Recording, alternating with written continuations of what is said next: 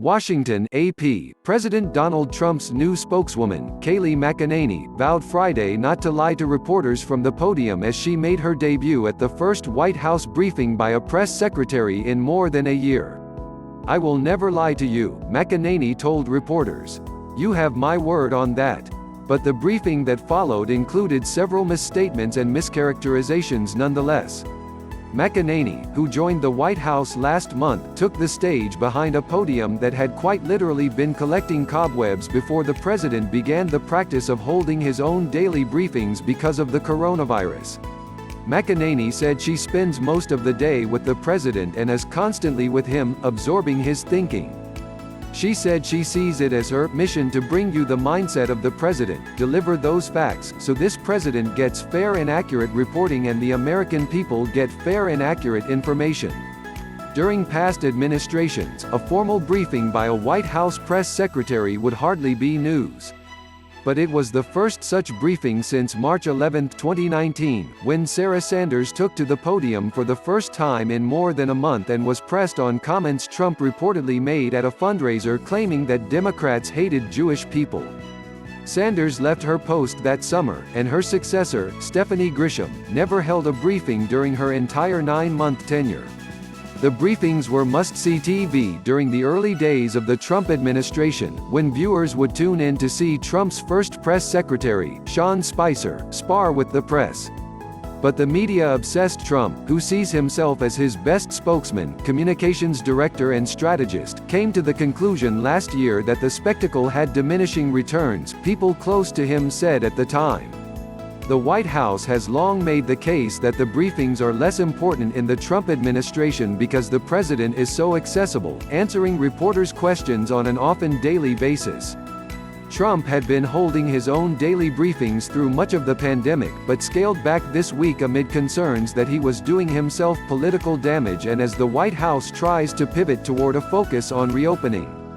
Spicer got off to a contentious early start with reporters when he used his first press briefing to falsely claim that Trump's inauguration had drawn the biggest crowd ever. Sanders' briefings were also heated, and she drew criticism for her own false statements, despite once telling reporters, "I don't think it's appropriate to lie from the podium or any other place." McEnany took a more genial approach at her debut, calling on every reporter in the room at least once and avoiding personal attacks. Still, she made clear she was there to defend the president and grew more adamant as she brought up newly released documents related to former National Security Advisor Michael Flynn that she said should scare every American citizen. Flynn pleaded guilty in December 2017 to lying to the FBI. "We have a handwritten FBI note that says, quote, 'We need to get Flynn to lie, quote, and get him fired,'" she claimed. But that's not what it said. The message, included on a page of handwritten notes that appeared to recap an internal debate about how best to approach Flynn, reads, "What's our goal? Truth, admission or to get him to lie, so we can prosecute him or get him fired." The notes also say, "If we're seen as playing games, WH will be furious. Protect our institution by not playing games." McEnany also deflected questions about the numerous sexual misconduct allegations leveled at Trump over the years after his likely Democratic challenger, former Vice President Joe Biden, on Friday emphatically denied allegations from a former Senate staffer that he sexually assaulted her in the early 1990s. The president has swiftly denied all of these allegations that were raised 4 years ago, McEnany said. "He has always told the truth on these issues. He's denied them immediately," she said, adding that the American people had their say in the matter when they elected President Trump as President of the United States. At least one new allegation, however, has surfaced since then. McEnany's performance drew praise from other Republicans who have held the job, including Spicer, who called it a great debut. Ari Fleischer, press secretary for President George W. Bush, said being a successful presidential spokesperson requires both substance and style. "It matters how you come across on TV," Fleischer said on Fox News Channel after the briefing.